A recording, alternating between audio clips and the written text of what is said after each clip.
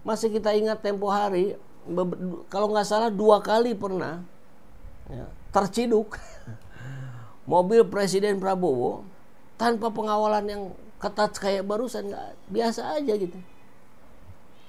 Jadi Anda melangkahi Prabowo kalau begitu, RI 36. Jadi nanti kalau udah ketahuan orangnya beneran ya, anggaplah misalkan bener tuh Raffi Ahmad, udah dia kita panggil RI 36 aja ya. Setuju nggak sahabat Ecet? Kalau benar ini kepunyaan Raffi Ahmad, ampun. Ini banyak kali ini kasusnya. Apa ini mau dijadiin trigger aja nih untuk yuk periksa, kan kemarin baru ngasihin katanya LHKPN nih. Oh, kita tahu perusahaan yang Raffi Ahmad dirikan itu selama 4 tahun terakhir itu ada 36 perusahaan. Gila itu. Raffi Ahmad jadi tempat money laundry pejabat. Gue baru beres baca artikel dari Project Multatuli tentang gurita bisnis Raffi Ahmad. Dan wow, menurut gue lo semua harus baca. Buat yang belum tahu, tahun 2019 Raffi Ahmad itu mengendorse pasangan Jokowi Ma'ruf untuk jadi capres dan cawapres.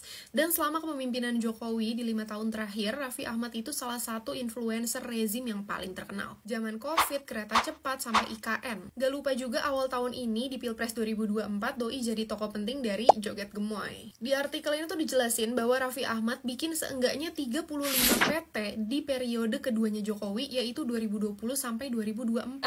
Lo baca deh, bener-bener dijelasin satu-satu mulai dari jenis bisnisnya, modal dasarnya, komisarisnya, dan siapa aja orang yang terlibat. Sumbernya dari Ditjen AHU Kemenkumham. Salah satu yang kita tahu jelas, Trans Entertainment, ini 78,6% sahamnya milik Raffi Ahmad, 6,8% milik Doni Oskaria, 1,2% milik Nagita Slavina, dan 1,1% milik Kaesang Pangarep. Nah, Doni Oskaria ini adalah salah satu nama yang dipanggil ke Kertanegara kemarin untuk bertemu Prabowo Subianto, presiden terpilih kita. Dia ini adalah Dirut Injurni, induk perusahaan BUMN di sektor aviasi dan pariwisata. Buat 34 penjelasan bisnis lainnya bisa cek sendiri ya.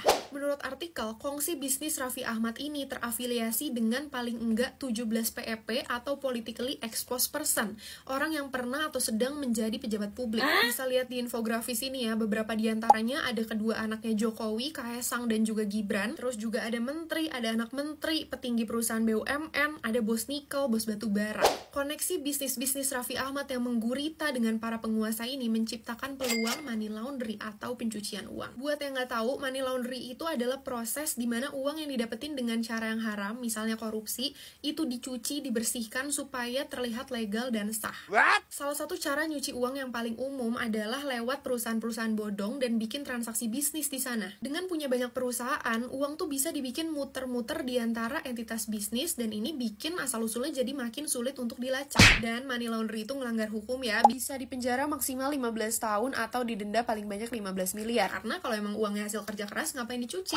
Salah satu pertanyaan juga, apakah Raffi manfaatin kedekatannya dengan PEP tadi untuk dapetin keuntungan bisnis? Kayak akses izin yang lebih gampang, peluang-peluang proyek eksklusif, atau kemudahan yang lain. Karena pejabat publik harusnya etisnya tidak boleh terlibat dengan perusahaan swasta, apalagi jadi pemegang saham. Ini bisa ngerugiin rakyat karena kebijakan yang harusnya netral jadi bisa dimanipulasi untuk kepentingan pribadi dan kelompok. Tapi kata Pak Erick Thohir, dia yakin banget kalau Raffi Ahmad tuh nggak terlibat dalam pencucian uang. Kita mau percaya aja bagaimana? Siapa yang bisa bikin sebanyak itu? Jadi sudahlah, nggak apa-apa, bagus-bagus aja. Ini jadi trigger ini ya. Ini pejabat RI 36 yang lagi rame di Twitter.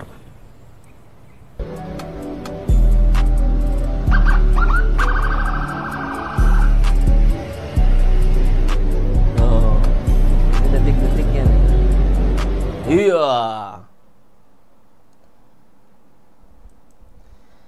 Jadi yang salah itu patwalnya atau pejabatnya. Nah, ini yang nanti akan digunakan oleh, kalau benar itu Raffi Ahmad ya. Wah, saya juga kaget. Saya juga nggak menduga itu patwal akan bersikap seperti itu.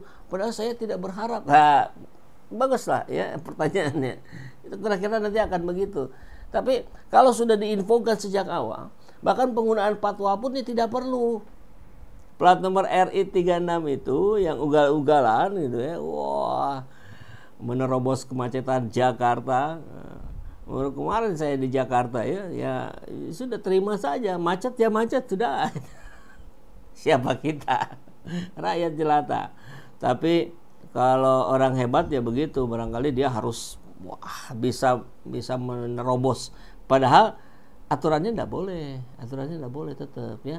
Meskipun menteri ya, yang boleh, yang sangat wajib itu pemadam kebakaran, gitu kan, ambulan, gitu kan. Nah, baru ke yang lain-lain. Masih kita ingat tempo hari, kalau nggak salah 2 kali pernah ya, terciduk mobil Presiden Prabowo tanpa pengawalan yang ketat kayak barusan, nggak biasa aja gitu. Jadi Anda melangkahi Prabowo kalau begitu, RI 36. Jadi nanti kalau udah ketahuan orangnya beneran ya, anggaplah misalkan benar tuh Raffi Ahmad, udah dia kita panggil RI 36 aja ya. Setuju nggak sahabat Ecet? Kalau ini dijadikan trigger untuk kemudian diperiksa lagi orangnya, diperiksa lagi LHKPN-nya, diperiksa lagi rekam jejaknya, boleh lah. Kan kita ingin Pak Prabowo betul-betul dilingkupi oleh orang-orang yang kompeten. Ijazah boleh palsu, tapi raport OCCRP asli. Jadi bahas Jokowi. Oh, ini orang dekatnya Pak Jokowi. Lebih tepatnya lagi, Raffi Ahmad itu orang dekatnya Gibran Kaesang. Nah, ya, kalau nggak salah ada usaha bareng juga di Rakabus Sejahtera ya, PT Rakabus Sejahtera. Jadi di situ ada sahamnya siapa ini?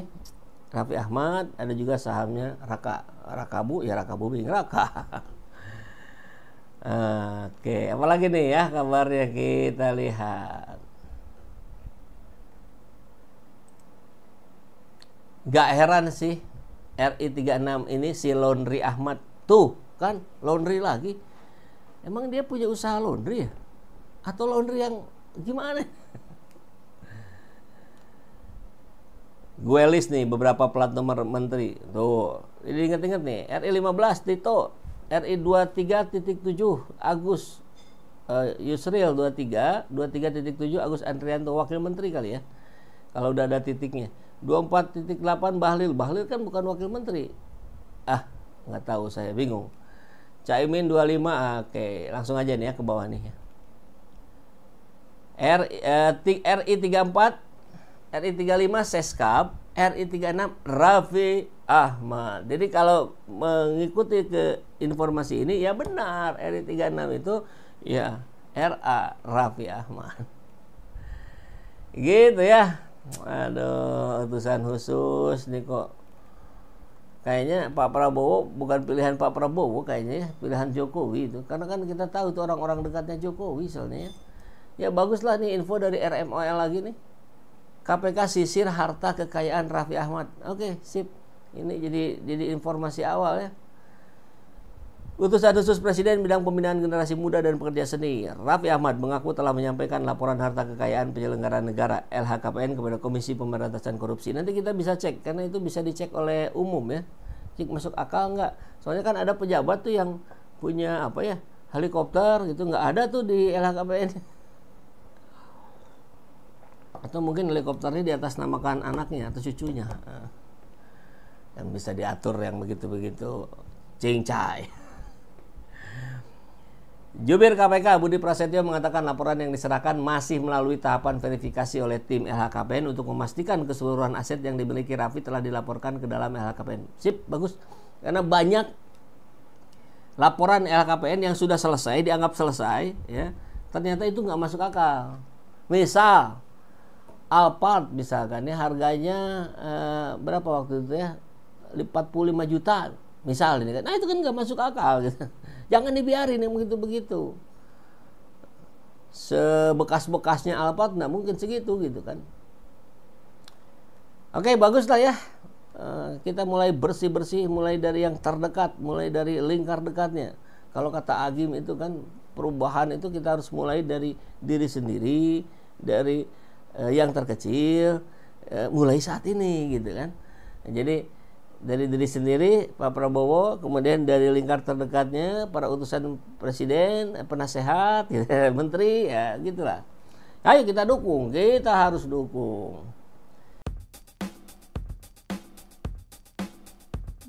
Banget. Tidak ada orang. Lo percaya nggak? Ini gue doang pengunjungnya. Ada tutup. Di sini juga tutup. Nah yang ini juga tutup, hampir setengahnya tutup semua. Busang pisang aja tidak ada yang beli. Yang bagian sebelah sini udah kosong, bener-bener kosong, udah nggak ada. Udah nggak ada guys. Yang bagian sini bener-bener udah nggak ada. Kontras banget sama dulu ketika pertama kali gue di sini. Nyari bangku susah banget. Wih, kok sepi banget ya? Sepi, bener-bener sepi. Padahal ini jam makan siang loh. Pada kemana ini? Apakah gara-gara deflasi? Atau gara-gara cancel culture? Atau gara-gara isu-isu politik itu ya?